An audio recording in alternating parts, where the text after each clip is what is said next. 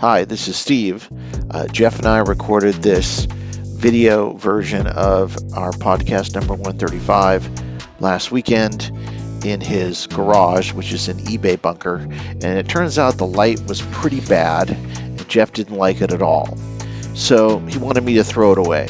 But instead, I put a cheesy pop art filter over the whole thing, and here you go.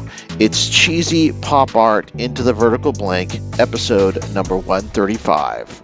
Hey, Steve. Hey, what? Guess whose birthday it is this year? Mine? Well, we had a birthday already. Guess whose other birthday it is this year? I don't know. Whose birthday is it this year? The Atari 130 ST. The Atari 130 ST? Actually, I think it's the 520 ST. Probably the 520 ST. You mean, wait, I thought it was the Amiga's birthday this year. I only hear about the Amiga, but guess what? The ST has a birthday this year, too. We're going to have to celebrate the Atari ST's We're going to celebrate the Atari ST. Okay, we got to plan a birthday party for the Atari ST. A birthday party for the Atari ST. Into the vertical line, generation Atari. Into the vertical line, generation Atari.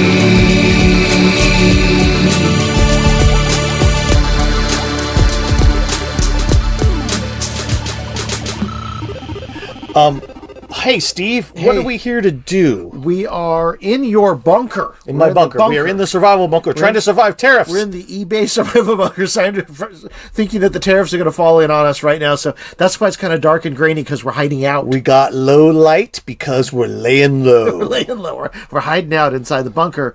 And I thought that, we hadn't really got together in a long time just to sit and talk about the state of everything. I mean, we just put out these videos on our channel and sometimes podcasts now, most of the time individually, because we don't have time to get individually together. Research things. Sometimes we do put out a podcast or two or a video where we've done stuff at the same time. Like the last one was the VCF. Right. We were going to do one about fries, and then we never did it. Well, you did a good one about fries, but we never sat and talked about it. Is what I mean. We could sit and talk about fries anytime you want. But doesn't have to be on video. Well, we already put it out. I know. I'm joking. And then you had one about Stoss that we were going to sit down and talk about that as well, but we never got a chance to do. STE game engine. Yes, and then there was also the one that I just did about SSI that we were also going to do the same thing, and we may still do that because I haven't released it as a podcast yet.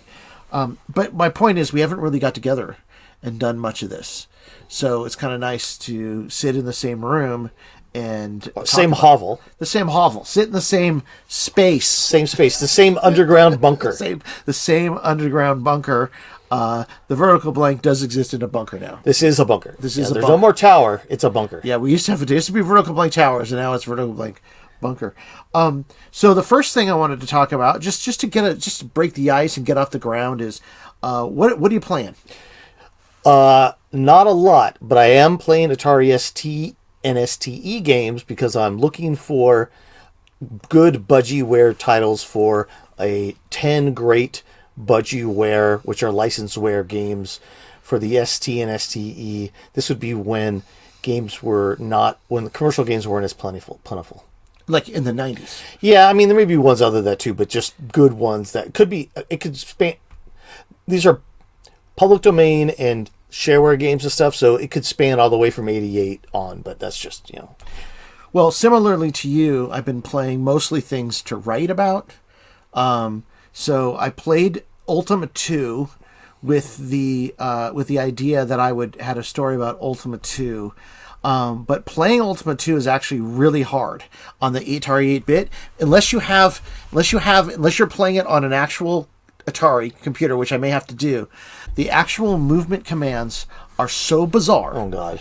It's like you're supposed to press like the right arrow, left arrow, the Atari key, and like the equals or something. And I guess on the Atari 800 those are in the 4 directions, but on your regular computer they're all over the place, so it's almost impossible to figure out. So I started that, but I couldn't play it. There's an ST version of Ultima 2. Yes, I want to play it on the Atari 800.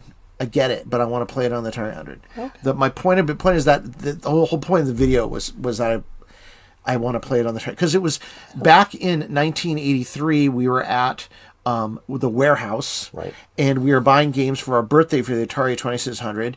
And I remember the games that we bought. We bought Planet Patrol. Yep. We bought Fantastic Voyage. Yeah, And we good bought game. Star Raiders for the Atari 2600. All great games. All good games. All good purchase. All I'm good purchase. very happy about it. But when we were there, I saw the box for Ultima 2 for the Atari 800.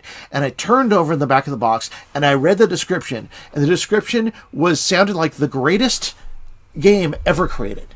And and then I never played it. Couldn't play So it. I was like, hey, wait a minute, I really want to play Ultima 2. So that was the point of it. So I want to play through Ultima 2 on the Atari 800, at least part of it. And so I started that process. It's very hard because of the way you have to swap discs, but I finally got it up and running, and then I couldn't control it. Right. So Atari 800, and then I was back playing the Diary of Adrian Mole, which is a cassette, which is a budget cassette game from the UK, and so is the sequel, The Growing Pains of Adrian Mole. I want to play those because I love the Adrian Mole books, are good. and I wanted to, and the games sort of expand on the books a little bit, and I'm trying to find an interview with the guy who programmed them to find out like how he was allowed to expand on the books and in what ways. So I want to do that.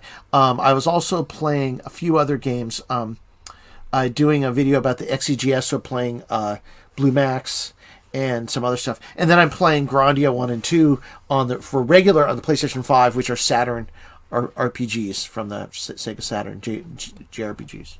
Wow, sounds like you have a lot of free time. That's Steve. not for that's just sucked joking. in. I wake up at like 4 a.m. and do Joking, this I know, sometimes. I know you don't have free time. What else? What's next on our list? Okay, next on our list. On our list that we are going down our list is the Switch 2. So everybody's talked about the Switch 2 online. The Switch 2 was announced a couple weeks ago. Nintendo's Tell me what you've heard about the Switch. Well, here's 2. that. Nintendo was taking pre-orders. Right. But now they're not because of the now we're in the bunker, the tariff bunker because the tariffs. And then I think yesterday the tariffs were lifted on electronics, but I don't know if Japan manufactures in China or if they manufacture in Japan. They probably manufacture in Japan, I guess. So maybe the tariff would be lifted. Because, anyway, I've no idea. So the Switch 2 is coming out. It's obviously more powerful than the Switch. It's backwards compatible. There's a bunch of controversy about it among Nintendo fans, mostly because it's expensive.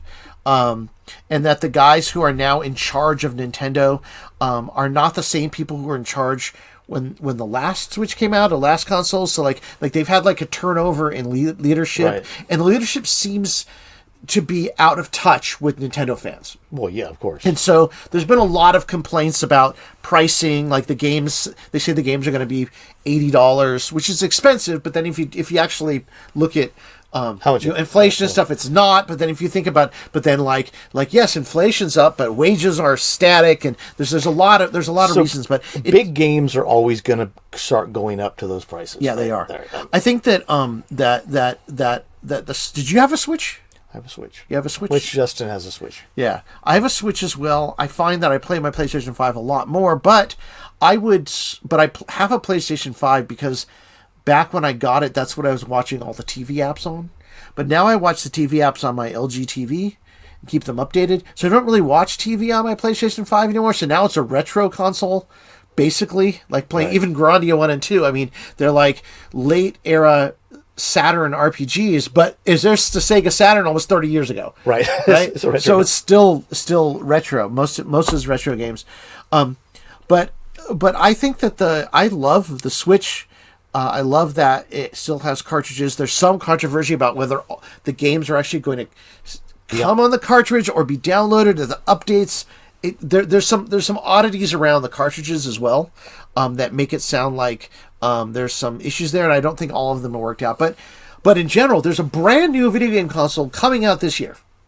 It's going to look expensive too, right? It's like here in the United States, it's $400 or $450. It's not that bad. $450, either $400 or $450, and then if you get the game with it, the pack that comes with the new version of Mario Kart, it's like an extra $50. That's cool. Yeah. Yeah, It's expensive, though. I had a guy. I watched a video about someone complaining about it, and one thing he said, "It's 4K. Shouldn't it already be 4K?" That was like it was announcing the features. And why is 4K a feature? Shouldn't all things be 4K? It's like whatever, dude. What do you want? 8K and make the games cost $300? Like just like that's all content that's going to cost you. Yeah, although. But whatever. I mean, the thing about it is I'm not going to be getting a Switch too, and that's just Not as far anytime as- soon. No, I'm not going to get. We have a Switch, so I'm not going to get a Switch.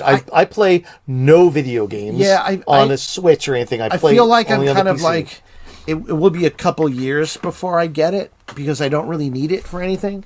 But at the same time, I'm very frustrated at the state of trying to play Atari ST and Atari 8-bit games emulated. Like, every time I try to get an Atari ST game going, like I tried to play Wizard's Crown Right. for the SSI video. And Wizard's Crown, you can get to the point where it emulates creating a player disc for you or something, and then it just blows up. And there's not a hard drive version of it. And I'm frustrated because it seems like anytime there's something with a disc, like disk access or creating a player disc or something, the emulators Just stop working. And I've tried multiple. There's someone probably. I mean, if anyone listens to this, I'll probably go, "No, you idiot, use this." It's like, true. Tell me what an idiot I am, and tell me how to get them to work because I'd love to know. Same with Dragonflight was another one where like I never really got it to work correctly. There's a few others. I think Fantasy. I'm gonna try. I might play Fantasy 2 or 3, and see if I can get them to. When I replayed Fantasy, Fantasy still has the same vibes emulated that it had when we played on the ST. I really think Fantasy may be the one to play. But What are you doing here? I'm going to tell you right now if there's a Wizard's Crown hard drive version of. Well, I didn't find one online.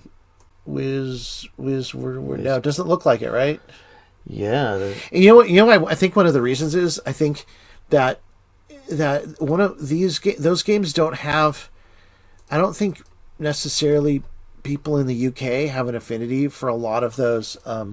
That's the disc version. So I think people in the UK make these things, right? Do a lot of things by doing the hard drive conversions of, and I think when it comes to American games that they didn't necessarily play, there's not an affinity to do it, and there aren't as many American people that know how to do these things that actually work on it. They do the Amiga version, not the ST version. So we're kind of stuck in the middle. Like, we love American made. Not because they're American made, but just we love American ST games because they're the ones that we had when they came, like when we did Lost Dutchman's Mine, right? And a good example is Dungeon Master, right? Dungeon Master is great, and everybody loves that one. But those are the games that were made in America that really aren't that even well known in the UK. But the UK guys are the only ones that would be able to actually make them work. So that's the irony. I'm pretty sure I could get this 2-disc Wizard's Crown to work with the disc. You just have to do the disc settings correctly. All right. Well, if you can get it to work, tell me. I'd love to be able to play with Wizard's Crown again. Okay. So next topic was Atari. Atari's been releasing, almost like we said, which they're releasing new games for the 7800 and the 2600 plus. The games are 7800 versions of games. No. Well, I think there were a couple. There was one that was a 2600. All those games are pre-created homebrews. What I'm saying is they have a new game that is Tiger Heli, and it's for the 7800 plus and the 2600 plus and the 7800 because and Countermeasure 2, which I have as failsafe already. I have that. Oh, it is. Everything else is a pre-existing homebrew. But so the games Circus Atari 2 or what's it called? Super Circus Atari? I think are Super Circus Atari. I don't know if it has the Pokey chip or not. I think I have one without the Pokey chip. And then there was the Avalanche game, which is a version of Avalanche for the 2600. Oh yeah, that's right. And Tiger Heli, the Countermeasure 2, which was failsafe, and there's one other game that was in there, and I can't remember it right at this second. We'll put a video. Oh, it was Dark Chambers. Dark Chambers, which I already have, which is a re-release, but it's good. Turns out, Laird's Laird mentioned that in the UK, that game's really hard to find. Not in not in Europe, but in the UK. Like he found one. Oh, that's cool. In like Switzerland. It's or really something. interesting. But yeah, so he's really glad that one's coming out. I don't mind them re-releasing. No. Some. They did it with Fatal Run and Ninja Golf. It's really nice to get new ones. And Food Fight. They did Food Fight. The thing is, they're charging $25 for them. $29.99. Whatever it is, it's a not good price. $79.99. No, $30. That's what I'm saying. Atari's selling new cartridges for $30. And now I'm new like, games. And they're new games. Like I love it. They've done what we wanted them to do for the 7800. It's great. I know it's not really a huge sustainable business for them, which is probably sad. But I'm just glad that they're doing something, and they keep that they keep that alive. And I think it gives them a lot of legitimacy. When I see videos from people online saying Nintendo fans, and they're like, well, I don't really care about these games, but I sure wish Nintendo would do this. Like they're like, oh, Atari's done it right. They're releasing new cartridges for their old systems with the new updated. They brought a new cartridge system. It'd be great if Nintendo made a NES Plus that played SNES, SNES, and NES games. That'd be great, and they put a new cartridge for it. But why not? Because they have their sights set on the new console that can play all that stuff, but it doesn't play all that stuff, and because there's lots of games that you would want to play. That they don't put out. Like, for example, I think there's a Nintendo 64 version of Rogue Squadron. The Star Wars game. I would love to play that on my Switch, but it will never be available because they're never going to license that from whoever. I'm going to say it's LucasArts, but I don't. Whoever made it. And put out. They're just not. They don't really put out a lot of American or non-Japanese made games on their virtual consoles. I remember on the Wii virtual console they had Atari 2600, and I think they might have done some Commodore 64 stuff on there. Yeah. But they did it, and then they just don't do it anymore. It's like if you have it's almost like if you have a Nintendo console, your frame of reference is only NES and afterwards, right? And mostly Japanese games. I'm not saying all, but mostly Japanese games or people who made games for the Japanese, like Rare, for example. People love Rare, but Rare is working like directly for Nintendo, right, when they're doing it.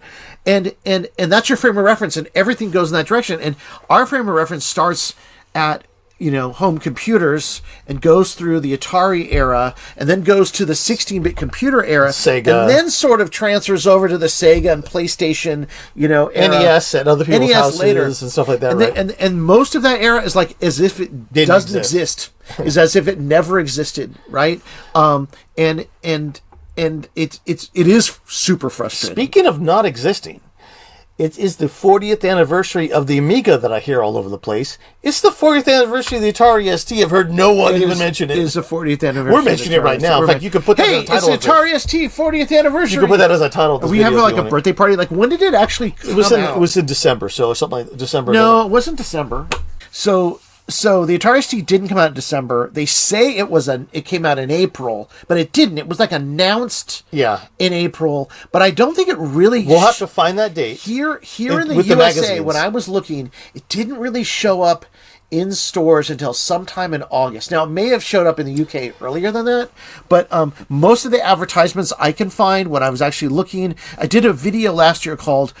about 1985. Right. It was about like when the ST was announced, it came out along with the NES, like kind of the crossover. And it was about August when it was like at least commercialized. Right. People had it coming out. That's all. So that's about the right time. Yeah. So anyway, it's a good. Hey, we'll do a whole video. We'll do a whole video about that. We'll do it. I mean, we'll do a whole video about the anniversary. It's the 40th anniversary of a bunch of stuff. You look at Atari games. There's probably a ton of really interesting Atari games that came out in 1985. Yep. I think Paperboy and Gauntlet 40th anniversary probably too. I think. Also, yeah. And maybe like Star Wars Revenge of the Jedi. Star Wars Return of the Jedi might have come out as well. So, all right, that's that topic. This is our list of topics. Yep, I know. Cool. Okay. Upcoming.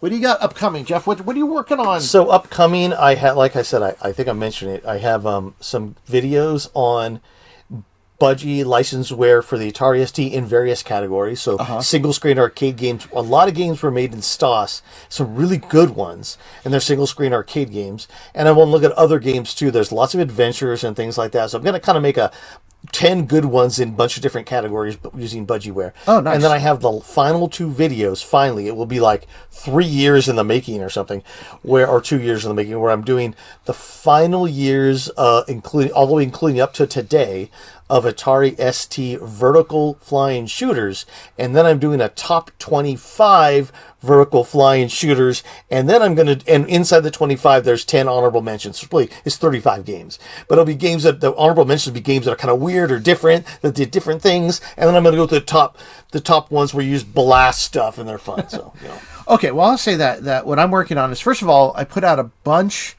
of shorts for Crack the Seal. Yeah. And I realized that nobody cares about it. Nobody's really watching them here. So with the last one, I wanted to open an SSI game with and it was Road War 2000. And so I made a whole history of Road War 2000. It actually came up more about SSI. There wasn't a lot of history of Road War 2000 I could find, so I made it more like an SSI thing. And so I decided I think that's a better way to go about it. Maybe we can hit some nerves from people that way. Interesting things. Yeah. One of them is the ZEGs or the XEGS. I'm looking at the XEGS, trying to find out why it was created. Like, I think the video was going to be called like, "Why the does this exist?" And because it makes no sense. This XEGS makes no sense. It's cool. Actually, I like the idea of the XEGS, but I understand why it doesn't. If the XEGS had come out in 1979, it would have been great. But I don't. But now I found out why it exists, and so that's what the video was about. And then I have a copy of Blue Max, the XEGS version of Blue Max. That I'm going to open that up.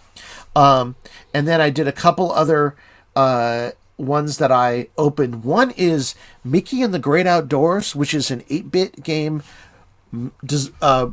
produced by Walt Disney, programmed by, I think, Rockland Software, Rockland Software, and then distributed by Atari in 1983. Mickey and the Great Outdoors is the epitome of a vertical blank piece of software. Yes. Okay. In where we are in our bunker. Okay. Okay, Making Great Outdoors is produced by Walt Disney Company as one of their first computer games. It may be their first computer game ever. They did produce the Tron game. Mattel produced Tron games, and they did do Tron, and they did Nintendo actually made a Mickey Mouse Game & Watch or something. Right. But this is their first computer game ever, right? Of years and years, what 40 some, almost 50 years of interactive software beyond there, right? But 40, we're 40, I guess 42 years of interactive software. It's an educational game. It's not great. Okay, the animation is pretty good. The game is like, you're like, what? Like, no one even, someone came up with these ideas in like one day, and it's not great. But I did play through all of them. But here's the thing. There's no mention of this on Moby Games. There is a programmer, but there's literally no lore about this at all. It's like it's Walt Disney's really their first, I believe, their first produced interactive piece of software, because it came out on the Atari 800 and not on fucking NES. Nobody cares. Or Commodore 64. Or Commodore 64. Nobody cares. I'm like, this is bullshit. Yeah. This is the reason why we have this podcast, because nobody, like, everyone's like, oh, that didn't matter. It was Atari. No, Atari had the licenses for everything, was working with all the big companies. If Atari didn't crash here in North America in 1983 and then go out of 1994, they would have been Nintendo. And no, like, it just drives me crazy. There's like, but because of that, like, it's as if it doesn't exist. It doesn't exist, right? And it's like it can't be that way. You got to at least acknowledge that this exists. I went and looked at the list of software from Walt Disney Company. It starts with 2 titles in 1987. For what platform? The NES. Yep, the NES. So they didn't have any idea they made this. No, they had no idea they made this. That's, if you go to Moby Games, you won't even see it listed. Anyway, that's Mickey and the Great Outdoors. I'm also working on, like I said, Adrian Mole Diaries. I have a whole thing about that because Mom had this this conversation via mail with the publisher. Really? You had to find a book, and it's just she left it from you when she died. And I have an envelope. It said Adrian Mole Saga is on the envelope. When I opened it up, it had all these letters she had written trying to find the third Adrian Mole book that was never released here. Oh my god! It was really cute. But I mean, so I have that, and but I was going to tie that into reading the books and playing the games, and I want to find the guy who made it because I want to ask him that question about if he was when he was allowed. That's also totally vertical blank because back then you couldn't get something. It wasn't released here. Now it's within Amazon, a week of Amazon to you. Yeah, and it's like I mentioned Adrian Mole even to any British people, and they're just like they don't know. But Adrian Mole was the book series that like got me through high school. Like it was just amazing. And the last one came out in 2009 and is funnier than any book I've ever read in my entire life. It may be the funniest thing I've ever read. And the woman who wrote it, Sue Townsend, died about 3 years later. She was gonna make a final book and then it never came out. So anyway, that's part of that story. And then I'm also still working on Executive Suite. I have a mental block about that, trying to get it done, and then also trying to finish the last 7800 lesson. The last one came out almost 2 years ago. I got sidetracked on title screens, and then I got sidetracked on GCC history. Then I got sidetracked. Then I also have another final worse than ET. You do put out as well. So well, of course, I didn't mention that I'm working on trying to do the STE version of Scramble now. That's in that that's in the last video. I have that, but I have not had time to work on it. There's been a lot of moving around houses and things in the last couple weeks. So and creating the hovel. Yeah, creating the. Now we're in the creating the bunker. And so I haven't had time to work on that, but I'm going to be working on it. Okay, so finally. Interesting. So after I bought I found a store on eBay, easy to find. I'm just going to mention it. That has a bunch of new old stock. And so here are the new things that I want to do. Crack the seal / histories about. It's history. Right? They're new history videos. This that's one that's Aztec Adventures. So it's a trilogy. Is it Cosme? No, who is it? It's Cosme. No, it's not. Read the well, these are Cosme games. No, it's not. This is by. Let me put these on. We're in the darkness. We're in the dark. Plus, I couldn't see it anyway. These are. I mean, this is Celery Soft. It's got Aztec Challenge, Caverns of Kafka, and Forbidden Forest. I remember all of these being listed as games in the HW Computers catalog when we wanted to get it. So, they're all okay. We'll open this up. I think it's probably just a disc in here. Aztec Challenge wasn't good enough to get into my side-scrolling games for the Atari. So, so that's one. And then the next 8-bit one, Atari 8-bit, I got is this APX version of Phobos by Doug Christensen. So this is Phobos, sealed. I believe is sealed. Yeah, these are all sealed. This is I think Phobos was a sequel to Caverns of Mars. Is that right? It is, but I don't remember the I can't type in here. Phobos is just another version. It's like second version. So of Caverns Phobos of Mars. is like Caverns of Mars 2, I guess, yes. right? But not the real Caverns of Mars 2, which was a side scroller. Which was a side scroller. Yeah. Okay. Then Atari probably owned the license for Caverns of Mars, so then he had to name it Phobos. Probably. I don't know. I don't know the history, but so that's cool. And then the next one is this game called Devonair for the Atari ST, which is a game from Epix, right? This is an example of what I'm saying. There are games, many games, or a lot of games, not many, that came out in the USA that never made it to the UK. They weren't imported by US Gold or the importers, and they're in the American packaging that no one really knows about these. I didn't even know that Devonair existed. But it's like the same as Atari 8-bit packaging, basically. Yeah, they look like Atari 8-bit or Commodore 64 packaging. Yes. The last one before we go is Atari ST General Store, and this stars Bentley Bear. This is from a set of educational software that Atari made that starred Bentley Bear. I know in the past we said, how come Atari didn't use their characters? They did. They used them for Atari ST software that no one's ever seen before. So, not nobody, but hardly anybody knows that exists. So, we're going to be doing that as well. And that's what we got. And one other thing to look forward to is now we're going to plan our own celebration of the Atari ST. I think that's birthday. it. I think we're going to find out when the Atari ST first landed in the USA. and we're going to have a Atari ST 40th birthday party. Right. I love it. 40th birthday party. We're going to have balloons and presents and cake and everything. How about that? We're in the vertical blank here in the dark, but until next time in the vertical blank. Until next time, into The vertical blank. We were children of the Silicon Revolution, an X generation conscripted to fight the console and home computer wars. A product of an analog 70s childhood, we came of digital age in the 80s, believing we could affect the world 8 bits at a time. Armed with joysticks, full-stroke keyboards, Jolt Cola, and MTV haircuts, we proceeded into the vertical blank. There, we stayed up late at night, devising incantations from D&D rulebooks and beginners' all-purpose symbolic instruction code. Video games were the match, and programming was the fuse, as the infinite possibilities of the digital world exploded into the internet age to come. We are Generation Atari. Into the vertical blank.